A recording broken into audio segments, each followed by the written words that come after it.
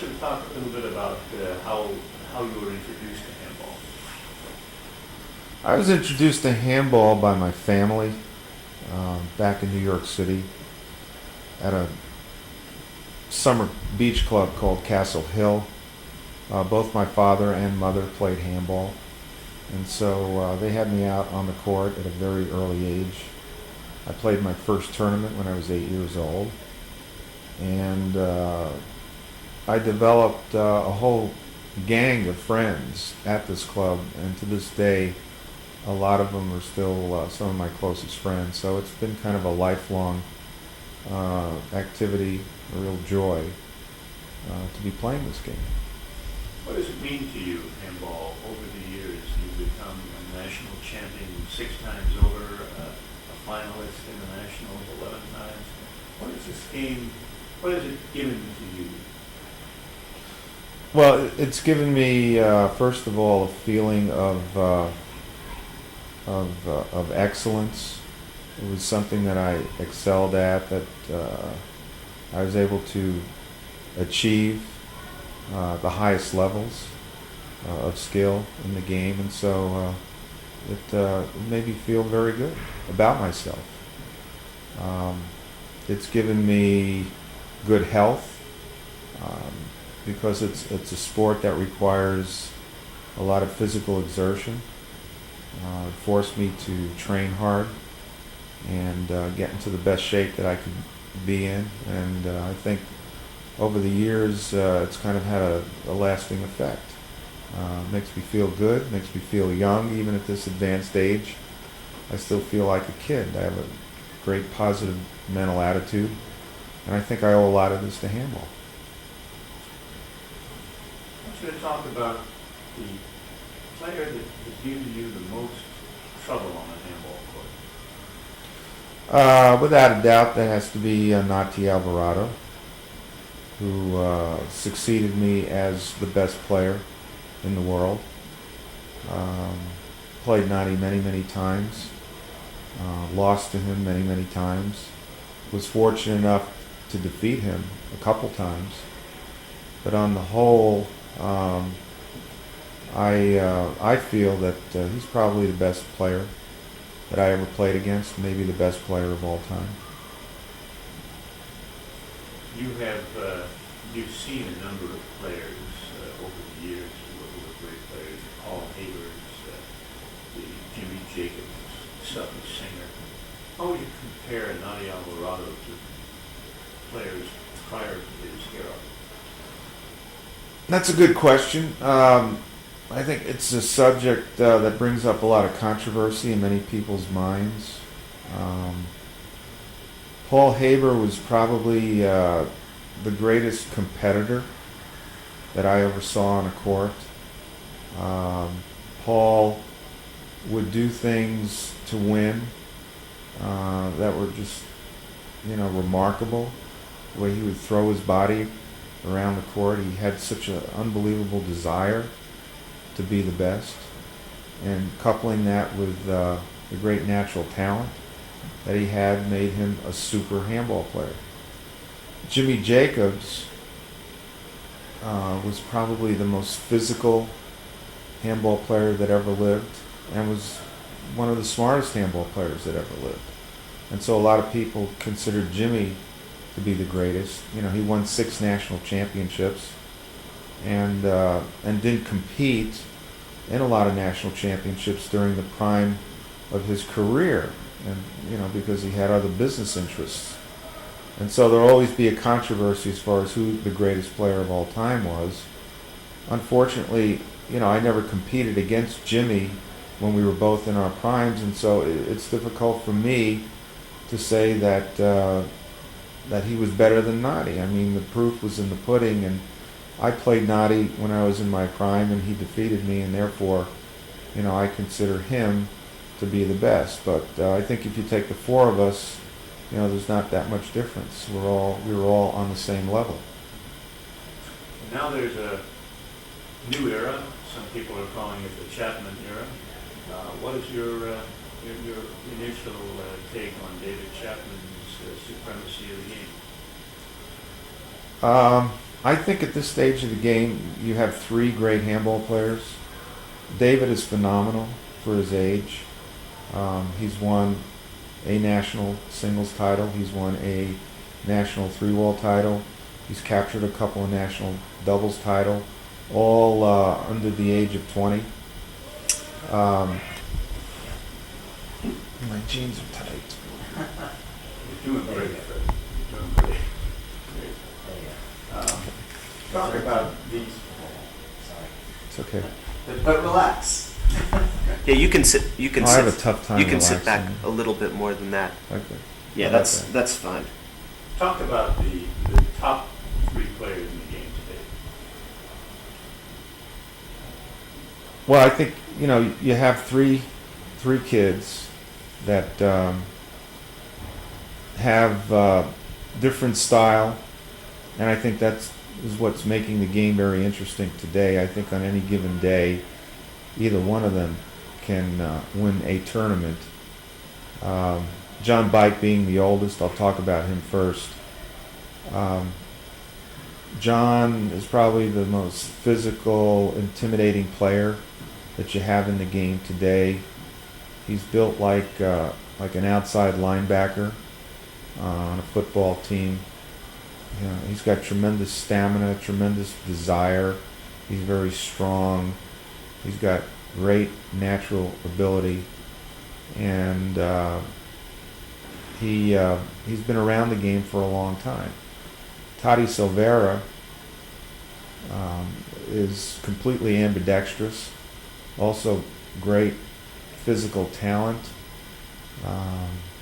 Probably hasn't even come close to reaching his peak as far as the game is concerned. I see great things for Toddy in the next 5 or 10 years because I see him getting smarter in the court, developing a more well-rounded game, taking less chances, starting to move people around the court more than he's done in the past, and that can only make him get better. And then we have David Chapman, who's won a number of national championships and has not reached the age of 20 yet. And David's strength is that he's on I would say a competitive level with Paul Haber. He has that type of desire. He's very cool, calm, collected in the court, wants to win very badly, and is brilliant. He's got the mind of a 35-year-old in the court, and he's getting bigger and he's getting stronger. And so what we have now is we have a situation where we have three great players, each of whom has won the national championship over the last 4 or 5 years. And right now, they're head and shoulders above everybody else. And so it makes for a very interesting situation. Now, one thing I want you to talk about that I feel is an important aspect of the game, but one that's not talked about very much, and that is a sense of balance that a handball player must have on the court, and to regain that balance after making a difficult shot. There's some way that you can capsulize the balance aspect of the game, of the equilibrium, getting back to your balance point, so to speak, quickly enough to be able to react to the next shot. Well, if you watch the great players, all of the great players, one thing that they all had in common was that every single shot was important. Whether you were in command of the rally or you were on the defensive. The idea being to take the offensive, eventually get back to being in control. Before you could do that, you had to get back to a neutral situation. And so, basically what it meant was when you were on the ropes, you had to fight your way off and get back into this neutral situation. And so, balance, I guess has a lot to do with it because when you're put on the defensive, your body is kind of out of control. You're scrambling around just trying to get the ball back in play, and you want to be able to reach a point where you can make a shot that gives you time to get back into a neutral situation where you have an equal probability of winning a rally as your opponent. One last thing I want you to talk about is they called you in your prime day, they would call you Steady Freddy. Where did that come from? Well, that came from a philosophy that of the game that I developed by watching other players. In the early years, Sorry, we need to start that one again. Okay. Okay. Is that guy bothering you standing up back there? No, it's not terrible. Okay. Fred, you can go back to a comfortable position. You're fine. okay, We just had a little kid looking in the is it my window. son looking for me? Is he wearing a hat? Yeah, white hat. Yeah. That was You David. waved him away. Oh, That was David. Does he want to come in? Let him come in. Yeah. Okay, you're in, Doug, and you're out. All right. They called you Steady Freddy. What was the reason for that derivation or for that name? I think it was basically a style of play or philosophy that I picked up over the years, watching other great players like Jimmy Jacobs and Paul Haber. In the early part of my career, I was very offensive-minded and wasn't in very good shape. And so it was kind of a hit or miss type of a situation. And as I developed, got older and started to train and get myself into tip-top condition, I found that being patient was more profitable. In other words, taking less chances in the court. And so I became a percentage player. And when you're a percentage player, it means that you minimize the number of unforced errors during the course of the match. And so what I did was force my opponents to win rallies by either hitting kill shots or passing shots. In other words, I was not going to give up the rally by making an error and hitting the ball into the floor. And so over the years, people began to notice this and notice the steadiness, and they keep statistics on my play, and they find maybe one or two unforced errors during the course of the game, and therefore I've developed this very steady type of a game, and the name kind of hung with me.